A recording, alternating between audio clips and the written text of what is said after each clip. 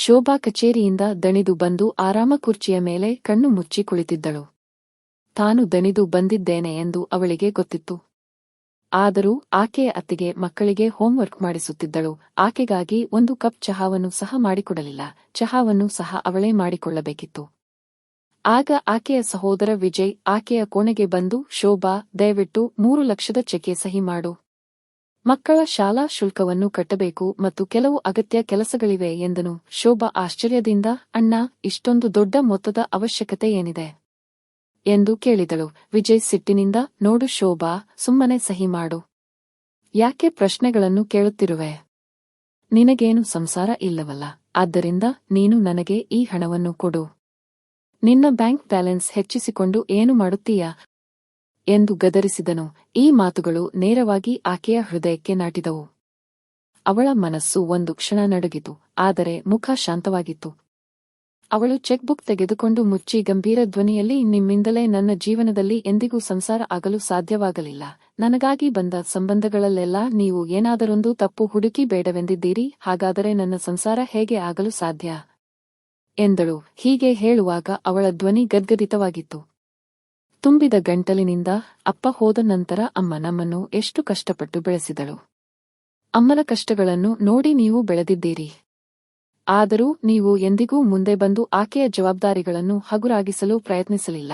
ಕೆಲಸಕ್ಕೆ ಸೇರಿದ ತಕ್ಷಣ ನೀವು ಕಚೇರಿಯಲ್ಲಿ ಕೆಲಸ ಮಾಡುವ ಹುಡುಗಿಯನ್ನು ಮದುವೆಯಾಗುವ ವಿಷಯವನ್ನು ಹೇಳಿದಿರಿ. ಅಮ್ಮ ಸಂತೋಷದಿಂದ ನಿಮ್ಮ ಮದುವೆ ಮಾಡಿಸಿದಳು. ಆದರೆ ನಿಮ್ಮ ಮದುವೆಯ ನಂತರ ಅಮ್ಮನು ನಮ್ಮನ್ನು ಬಿಟ್ಟು ಹೋಗುತ್ತಾಳೆಂದು ಯಾರಿಗೆ ತಿಳಿದಿತ್ತು? ನನ್ನ ಶಿಕ್ಷಣ ಪೂರ್ಣಗೊಂಡು ನನಗೆ ಸರ್ಕಾರಿ ಕೆಲಸ ಸಿಕ್ಕಾಗ ಎಲ್ಲರೂ ತುಂಬಾ ಸಂತೋಷಪಟ್ಟರು. ನೀವು ಸಹ ನನ್ನ ಶೋಭಾಗೆ ಸರ್ಕಾರಿ ಕೆಲಸ ಸಿಕ್ಕಿದೆ ಎಂದು ಎಷ್ಟು ಹೆಮ್ಮೆಯಿಂದ ಹೇಳುತ್ತಿದ್ದಿರಿ. ಆದರೆ ನಿಮ್ಮ ಕಣ್ಣು ನನ್ನ ಸಂಬಳದ ಮೇಲಿದೆ ಎಂದು ಯಾರಿಗೆ ತಿಳಿದಿತ್ತು? ಅಮ್ಮ ಹೋದ ನಂತರ ಅಣ್ಣ, ಅತ್ತಿಗೆ ಇದ್ದಾರೆ. ನನ್ನ ಜೀವನಕ್ಕೆ ಒಳ್ಳೆಯ ನಿರ್ಧಾರಗಳನ್ನು ತೆಗೆದುಕೊಳ್ಳುತ್ತಾರೆಂದು ನಾನು ಭಾವಿಸಿದ್ದೆ. ಆದರೆ ನೀವು ಕಳೆದ 10 ವರ್ಷಗಳಿಂದ ನನ್ನ ಸಂಬಳವನ್ನು ಮಾತ್ರ ತೆಗೆದುಕೊಂಡಿದ್ದೀರಿ. ನನಗಾಗಿ ಏನೂ ಮಾಡಿಲ್ಲ ಎಂದು ಹೇಳಿದಳು. ಇದನ್ನು ಕೇಳಿ ವಿಜಯ್ ಕೋಪದಿಂದ ಕೆಂಡಾಮಂಡಲನಾಗಿ, ಅಮ್ಮಹಪ್ಪನ ನಂತರ ನಿನ್ನನ್ನು ನೋಡಿಕೊಳ್ಳುವವರು ನಾವೇ ತಾನೇ? ನಾವೇನೋ ಎಲ್ಲೆಂದರಲ್ಲಿ ನಿನ್ನ ಮದುವೆ ಮಾಡಿಸುತ್ತೇವೆಯೇ ಎಂದು ಕೂಗಾಡಿದನು. ಶೋಭಾ ಅವನ ಮಾತನ್ನು ನಿಲ್ಲಿಸಿ, ನಿಮಗೆ ಯಾವಾಗ ಹಣದ ಅವಶ್ಯಕತೆ ಬರುತ್ತಿತ್ತೋ ಆಗ ನೀವು ನನ್ನ ಬಳಿ ಕೇಳುತ್ತಿದ್ದಿರಿ. ನಾನು ಸಹ ಯಾವುದೇ ಪ್ರಶ್ನೆಗಳನ್ನು ಕೇಳದೆ ನಿಮಗೆ ಸಹಾಯ ಮಾಡಿದ್ದೇನೆ. ಆದರೆ ಇಂದು ನನ್ನ ಕುಟುಂಬ ಇಲ್ಲವೆಂದು ವ್ಯಂಗ್ಯವಾಡುತ್ತಿದ್ದೀರಿ. ನನ್ನ ಕುಟುಂಬ ಇಲ್ಲದಿದ್ದರೆ ಅದಕ್ಕೆ ನೀವೇ ಕಾರಣರಲ್ಲವೇ ಎಂದು ಕೇಳಿದಳು. ಕೋಣೆಯಲ್ಲಿ ಒಂದು ವಿಚಿತ್ರ ಮೌನ ಆವರಿಸಿತ್ತು. ಶೋಭಾ ಹತ್ತಿರದಲ್ಲಿದ್ದ ಮೇಜಿನ ಮೇಲಿಂದ ನೀರಿನ ಜಗ್ ತೆಗೆದು ಗಾಜಿನ ಲೋಟದಲ್ಲಿ ನೀರು ಹಾಕಿಕೊಂಡು ಒಂದೇ ಗುಟುಕಿನಲ್ಲಿ ಖಾಲಿ ಮಾಡಿದಳು. ಅವಳ ಉಸಿರಾಟ ವೇಗವಾಗಿತ್ತು. ಅವಳು ತನ್ನ ಭಾವನೆಗಳ ಹೊಳೆ ತಡೆಯಲಾರದೆ ಸುಮ್ಮನೆ ಕಿಟಕಿಯ ಬಳಿ ನಿಂತುಕೊಂಡಳು. ಹೊರಗಿನಿಂದ ತಂಪಾದ ಗಾಳಿ ಬೀಸುತ್ತಿತ್ತು. ಅವಳು ದೀರ್ಘವಾಗಿ ಉಸಿರು ತೆಗೆದುಕೊಳ್ಳುತ್ತಾ, ಅಣ್ಣಾ, ನಾನು ಯಾವಾಗಲೂ ನಿಮಗಾಗಿಯೇ ಬದುಕಿದ್ದೇನೆ. ಆದರೆ ಬದಲಿಗೆ ನನಗೇನು ಸಿಕ್ಕಿತು? ಇಂದು ನನ್ನ ಕುಟುಂಬ ಇಲ್ಲವೆಂದು ಕೇಳಬೇಕಾಗಿ ಬಂದಿದೆ. ನನ್ನ ಕುಟುಂಬ ಇಲ್ಲದಿದ್ದರೂ ನನಗೂ ಕೆಲವು ಕನಸುಗಳಿವೆ. ನನಗೂ ಖರ್ಚುಗಳಿವೆ ಮತ್ತು ಹೌದು, ನನಗೂ ಸ್ವಾಭಿಮಾನವಿದೆ. ಅದನ್ನು ಇಂದು ನೀವು ಘಾಸಿಗೊಳಿಸಿದ್ದೀರಿ ಎಂದು ನಡುಗುವ ಧ್ವನಿಯಲ್ಲಿ ನುಡಿದಳು. ಅವಳು ತನ್ನ ತುಂಬಿ ಬಂದ ಕಣ್ಣುಗಳನ್ನು ಒರೆಸಿಕೊಳ್ಳುತ್ತಾ, ಈ ಬಾರಿ ನಾನು ಈ ಚೆಕ್ಗೆ ಸಹಿ ಮಾಡುವುದಿಲ್ಲ. ನಿಮ್ಮ ಮಕ್ಕಳು, ಹಾಗಾಗಿ ಶುಲ್ಕದ ಜವಾಬ್ದಾರಿ ನಿಮ್ಮದು, ನನ್ನದಲ್ಲ. ನನ್ನ ಹಣವನ್ನು ಏನು ಮಾಡಬೇಕೆಂದು ನಾನೇ ನಿರ್ಧರಿಸುತ್ತೇನೆ ಎಂದು ಹೇಳಿದಳು. ವಿಜಯ್ ಆಶ್ಚರ್ಯಚಕಿತನಾದನು, ಏಕೆಂದರೆ ಶೋಭಾ ಇಂದು ಮೊದಲ ಬಾರಿಗೆ ತನಗೆ ಪ್ರಾಮುಖ್ಯತೆ ನೀಡಿದ್ದಳು. ಶೋಭಾ ದೀರ್ಘವಾಗಿ ಉಸಿರು ತೆಗೆದುಕೊಳ್ಳುತ್ತಾ ಮುಂದುವರಿಸಿದಳು, ನೀವು ಪ್ರತಿ ಸಂಬಂಧದಲ್ಲೂ ತಪ್ಪು ಹುಡುಕಿದ್ದೀರಿ. ಕೆಲವೊಮ್ಮೆ ಹುಡುಗನ ಕುಟುಂಬ ಸರಿ ಇಲ್ಲವೆಂದಿದ್ದೀರಿ. ಕೆಲವೊಮ್ಮೆ ಹುಡುಗನಿಗೆ ಒಳ್ಳೆಯ ಕೆಲಸ ಇಲ್ಲವೆಂದಿದ್ದೀರಿ. ಕೆಲವೊಮ್ಮೆ ನನಗೆ ಒಬ್ಬಂಟಿಯಾಗಿರುವ ಅಭ್ಯಾಸವಾಗಿದೆ ಎಂದಿದ್ದೀರಿ. ಆದರೆ ಈಗ ನಾನು ನನಗಾಗಿಯೂ ಏನನ್ನಾದರೂ ಯೋಚಿಸಿದ್ದೇನೆ.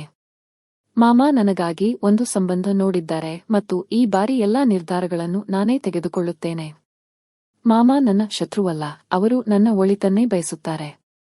ಮತ್ತು ಈ ಬಾರಿ ಹುಡುಗ ನನಗೆ ಯೋಗ್ಯನೋ ಅಲ್ಲವೋ ಎಂದು ನೋಡುತ್ತೇನೆ ಎಂದಳು. ವಿಜಯ್ ಸುಮ್ಮನೆ ಅವಳ ಮಾತನ್ನು ಕೇಳುತ್ತಿದ್ದನು. ಅವನು ಏನನ್ನಾದರೂ ಹೇಳಲು ಬಯಸುತ್ತಿದ್ದನು, ಆದರೆ ಶೋಭಾದ ಉರಿಯುತ್ತಿರುವ ಕಣ್ಣುಗಳ ಮುಂದೆ ಅವನ ಕಣ್ಣುಗಳು ಮೇಲೇಳುತ್ತಿರಲಿಲ್ಲ ಮತ್ತು ಹೇಗಾದರೂ ತನ್ನ ಮಾತನ್ನು ಹೇಳಲು ಪದಗಳನ್ನು ಹುಡುಕುತ್ತಿದ್ದನು. ಸ್ವಲ್ಪ ಸಮಯದ ಮೌನದ ನಂತರ ಅವನು ನಿಧಾನವಾಗಿ, ನೋಡು ಶೋಭಾ, ನಾನು ನಿನ್ನ ಒಳ್ಳೆಯದನ್ನೇ ಬಯಸುತ್ತೇನೆ. ಇಂದು ನಾನು ಸ್ವಲ್ಪ ಹೆಚ್ಚೇ ಮಾತನಾಡಿದೆ ಎಂದು ಭಾವಿಸುತ್ತೇನೆ. ನಾನು ಹಾಗೆ ಮಾತನಾಡಬಾರದಿತ್ತು. ಆದರೆ ನಿನಗೆ ಸರಿ ಇಲ್ಲದ ಸಂಬಂಧವನ್ನು ನಾನು ಹೇಗೆ ಒಪ್ಪಿಕೊಳ್ಳಲಿ? ಈ ಬಾರಿಯೂ ಮಾಮ ಹುಡುಕಿರುವ ಹುಡುಗ ಬಡ ಕುಟುಂಬದವನು. ಅವರು ಸಹ ನಿನ್ನ ದಪ್ಪನೆಯ ಆದಾಯವನ್ನು ನೋಡಿ ಆಕರ್ಷಿತರಾಗಿರಬಹುದು. ಒಂದು ವೇಳೆ ತಪ್ಪು ನಿರ್ಧಾರ ತೆಗೆದುಕೊಂಡು ಜೀವನ ಪೂರ್ತಿ ಪಶ್ಚಾತ್ತಾಪ ಪಡಬೇಕಾದೀತು. ಹುಡುಗರ ಕಣ್ಣು ನಿನ್ನ ದಪ್ಪನೆಯ ಆದಾಯದ ಮೇಲಷ್ಟೇ ಇರುತ್ತದೆ ಎಂದನು. ಶೋಭಾ ವ್ಯಂಗ್ಯವಾಗಿ ನಗುತ್ತಾ, ಅಣ್ಣ, ನಿಮಗೆ ನನ್ನ ಒಳ್ಳೆಯದರ ಬಗ್ಗೆ ಇಷ್ಟೊಂದು ಕಾಳಜಿ ಇದ್ದಿದ್ದರೆ ಇಂದು ನಾನು ಹೀಗೆ ಒಂಟಿಯಾಗಿ ಇರುತ್ತಿರಲಿಲ್ಲ. ಆದರೆ ಇನ್ನು ಮುಂದೆ ಭವಿಷ್ಯದ ಭಯದಿಂದ ನಾನು ನನ್ನ ವರ್ತಮಾನದೊಂದಿಗೆ ರಾಜಿ ಮಾಡಿಕೊಳ್ಳುವುದಿಲ್ಲ. ಮತ್ತು ನನ್ನ ಆದಾಯದ ಬಗ್ಗೆ ಹೇಳುವುದಾದರೆ, ಅವರಿಗೆ ನನ್ನ ಸಂಬಳ ಎಷ್ಟು ಎಂದು ತಿಳಿದಿಲ್ಲ, ಏಕೆಂದರೆ ನಾನು ಮಾಮಾಗೂ ನನ್ನ ಸಂಬಳ ಎಷ್ಟೆಂದು ಹೇಳಿಲ್ಲ. ಹಾಗಾಗಿ ಅವರಿಗೆ ನನ್ನ ಸಂಬಳದಿಂದ ಯಾವುದೇ ಸಂಬಂಧವಿಲ್ಲ. ನೀವು ನನ್ನ ಬಗ್ಗೆ ಹೆಚ್ಚು ತಲೆ ಕೆಡಿಸಿಕೊಳ್ಳುವ ಅಗತ್ಯವಿಲ್ಲ. ನಾನು ನಿಮಗಾಗಿ ಹಗಲಿರುಳು ದುಡಿಯುತ್ತಿದ್ದಾಗ ನೀವು ನನ್ನ ಮನಸ್ಸಿಗೆ ಬೆಲೆ ಕೊಡಲಿಲ್ಲ, ನನಗೇನು ಇಷ್ಟ ಎಂದು ಎಂದಿಗೂ ಯೋಚಿಸಲಿಲ್ಲ. ಕನಿಷ್ಠ ಅವರು ನನ್ನ ಬ್ಯಾಂಕ್ ಬ್ಯಾಲೆನ್ಸ್ ಬಗ್ಗೆ ಕೇಳಿಲ್ಲ ಎಂದಳು. ಶೋಭಾದ ಸ್ಥಿರವಾದ ಧ್ವನಿಯನ್ನು ಕೇಳಿ ವಿಜಯ್ ಬಳಿ ಮಾತನಾಡಲು ಏನೂ ಉಳಿದಿರಲಿಲ್ಲ. ಶೋಭಾ ಯಾವುದೇ ಪ್ರಲೋಭನೆಗೆ ಒಳಗಾಗುವುದಿಲ್ಲ ಎಂದು ಅವನಿಗೆ ಅರ್ಥವಾಗಿತ್ತು. ಶೋಭಾ ಮುಂದೆ ಹೇಳಿದಳು, ಪ್ರತಿ ಹುಡುಗನೂ ನಿಮಗೆ ದುರಾಸೆಯವನಂತೆ ಕಾಣುತ್ತಾನೆ. ಆದರೆ ನನ್ನ ಹಣದ ದುರಾಸೆಯುಳ್ಳವರು ನೀವೇ ಆಗಿದ್ದೀರಿ ಎಂದು ಇಂದು ನನಗೆ ಚೆನ್ನಾಗಿ ಅರ್ಥವಾಗಿದೆ. ಹುಡುಗರು ಕೇವಲ ನನ್ನ ಆಯ್ಕೆ, ನನ್ನ ಸ್ವಭಾವ ಮತ್ತು ನನ್ನ ಮಾತಿನ ರೀತಿಗಳನ್ನು ತಿಳಿದುಕೊಳ್ಳಲು ಬಯಸುತ್ತಾರೆ. ಆದರೆ ನಾನು ಮದುವೆಯಾದರೆ ನಿಮ್ಮ ಮಕ್ಕಳ ಶುಲ್ಕವನ್ನು ಯಾರು ಕಟ್ಟುತ್ತಾರೆ ಮತ್ತು ನಿಮ್ಮ ಹೆಚ್ಚುವರಿ ಖರ್ಚನ್ನು ಯಾರು ನೋಡಿಕೊಳ್ಳುತ್ತಾರೆ ಎಂದು ನಿಮಗೆ ಅನಿಸುತ್ತಿದೆ ಎಂದಳು. ಈಗ ವಿಜಯ್ ತಲೆಯನ್ನು ತಗ್ಗಿಸಿದನು, ಏಕೆಂದರೆ ಶೋಭಾ ತನ್ನ ಮನಸ್ಸಿನ ಎಲ್ಲಾ ಮಾತುಗಳನ್ನು ಮುಚ್ಚುಮರೆಯಿಲ್ಲದೆ ಅವನ ಮುಂದೆ ಹೇಳಿದ್ದಳು. ಶೋಭಾ ದೃಢವಾದ ಮಾತುಗಳಲ್ಲಿ, ನಾನು ಇನ್ನು ಮುಂದೆ ಕಾಯುವುದಿಲ್ಲ ಎಂದು ನಿರ್ಧರಿಸಿದ್ದೇನೆ ಎಂದಳು. ವಿಜಯ್ ಸುಮ್ಮನೆ ತಲೆ ತಗ್ಗಿಸಿ ಕೋಣೆಯಿಂದ ಹೊರನಡೆದನು. ಮರು ಭಾನುವಾರದ ಬೆಳಿಗ್ಗೆ ಸ್ವಲ್ಪ ವಿಭಿನ್ನವಾಗಿತ್ತು. ಶೋಭಾಳ ಮಾಮ ಹುಡುಗನ ಕುಟುಂಬದೊಂದಿಗೆ ಮನೆಗೆ ಬಂದಿದ್ದರು. ಶೋಭಾ ಸ್ನಾನ ಮಾಡಿ ತಿಳಿ ಗುಲಾಬಿ ಬಣ್ಣದ ಸೀರೆಯನ್ನು ಧರಿಸಿದ್ದಳು. ಅದರಲ್ಲಿ ಅವಳ ಆತ್ಮವಿಶ್ವಾಸ ಮತ್ತಷ್ಟು ಎದ್ದು ಕಾಣುತ್ತಿತ್ತು. ಇಂದು ಅವಳ ಮುಖದಲ್ಲಿ ಯಾವುದೇ ಆತಂಕವಿರಲಿಲ್ಲ, ಬದಲಿಗೆ ಕೇವಲ ಸಹಜವಾದ ನಗು ಇತ್ತು. ಹುಡುಗ ಮನೆಗೆ ಬಂದಾಗ ಅವನು ಸಾಕಷ್ಟು ಸರಿಹೊಂದಾಣಿಕೆ ಮತ್ತು ಬುದ್ಧಿವಂತನಾಗಿ ಕಾಣುತ್ತಿದ್ದನು. ಅವನ ಕಣ್ಣುಗಳಲ್ಲಿ ಗೌರವವಿತ್ತು. ಹುಡುಗನ ಹೆಸರು ಆಕಾಶ್. ಫೋನಿನಲ್ಲಿ ಅವಳು ಈ ಹಿಂದೆ ಹಲವಾರು ಬಾರಿ ಅವನೊಂದಿಗೆ ಮಾತನಾಡಿದ್ದಳು. ಆದ್ದರಿಂದ ಇಬ್ಬರಿಗೂ ಹೆಚ್ಚು ಮುಜುಗರವಿರಲಿಲ್ಲ. ಆದರೆ ಮುಖಾಮುಖಿ ಮೊದಲ ಬಾರಿಗೆ ಭೇಟಿಯಾಗುತ್ತಿದ್ದರು. ಆದ್ದರಿಂದ ಶೋಭಾ ಸ್ವಲ್ಪ ನಾಚಿಕೊಳ್ಳುತ್ತಿದ್ದಳು. ಕೆಲವೇ ಗಂಟೆಗಳಲ್ಲಿ ಸಂಬಂಧವು ಖಚಿತವಾಯಿತು. ವಿಜಯ್ ಮತ್ತು ಅವನ ಹೆಂಡತಿ ಸ್ವಲ್ಪ ಮುಜುಗರದಿಂದ ಇದ್ದರು. ಆದರೆ ಈಗ ಅವರು ಸಹ ಈ ಸಂಬಂಧದಲ್ಲಿ ಯಾವುದೇ ತಪ್ಪುಗಳನ್ನು ಹುಡುಕಲು ಸಾಧ್ಯವಾಗಲಿಲ್ಲ, ಏಕೆಂದರೆ ಈ ಬಾರಿ ಬೇರೆಯವರ ಮಾತನ್ನು ಕೇಳುವುದಿಲ್ಲ ಎಂದು ಶೋಭಾ ಮೊದಲೇ ನಿರ್ಧರಿಸಿದ್ದಳು. 1 ತಿಂಗಳೊಳಗೆ ಶೋಭಾ ಮದುವೆಯಾಗಿ ತನ್ನ ಗಂಡನ ಮನೆಗೆ ಹೋದಳು. ಮದುವೆಯ ನಂತರ ಶೋಭಾ ಜೀವನದಲ್ಲಿ ಒಂದು ಹೊಸ ಬಣ್ಣ ತುಂಬಿತು. ಆಕಾಶ್ ಮತ್ತು ಅವನ ಇಡೀ ಕುಟುಂಬ ತುಂಬಾ ಬುದ್ಧಿವಂತರಾಗಿದ್ದರು. ಅವರು ಶೋಭಾಗೆ ಪೂರ್ಣ ಗೌರವ ನೀಡಿದರು. ಅವಳು ತನ್ನ ಗಂಡನ ಮನೆಯಲ್ಲಿ ಸಂತೋಷದಿಂದ ವಾಸಿಸಲು ಪ್ರಾರಂಭಿಸಿದಳು. ಶೋಭಾಳ ಸಹೋದರ ಮತ್ತು ಅತ್ತೆಗೆ ಆರ್ಥಿಕ ತೊಂದರೆಗಳನ್ನು ಎದುರಿಸಬೇಕಾಯಿತು. ವಿಜಯ್ ಕಚೇರಿಯಲ್ಲಿ ಕೆಲವು ಸಮಸ್ಯೆಗಳಾಗಿದ್ದರಿಂದ ಅವನನ್ನು ಕಂಪನಿಯಿಂದ ತೆಗೆದುಹಾಕಲಾಗಿತ್ತು. ಅವನ ಖರ್ಚುಗಳು ಮಾತ್ರ ಹೆಚ್ಚಾಗಿದ್ದವು. ಮೊದಲು ಶೋಭಾ ಸಹಾಯ ಮಾಡುತ್ತಿದ್ದಳು, ಆದ್ದರಿಂದ ಅವನು ಮುಕ್ತವಾಗಿ ಖರ್ಚು ಮಾಡುವ ಅಭ್ಯಾಸ ಮಾಡಿಕೊಂಡಿದ್ದನು. ಆದರೆ ಈಗ ಶೋಭಾ ಸಹಾಯ ಮಾಡಲು ಸಾಧ್ಯವಿಲ್ಲ ಎಂದು ಅವನಿಗೆ ಅರ್ಥವಾಗುತ್ತಿತ್ತು.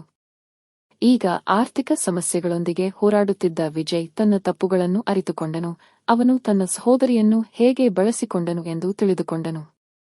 ಇಂದು ಅವಳು ಅವನೊಂದಿಗೆ ಸಂಬಂಧ ಹೊಂದಿದ್ದರೆ ಈ ಕಷ್ಟದ ಸಮಯದಲ್ಲಿ ಅವಳು ಖಂಡಿತವಾಗಿಯೂ ಸಹಾಯ ಮಾಡುತ್ತಿದ್ದಳು.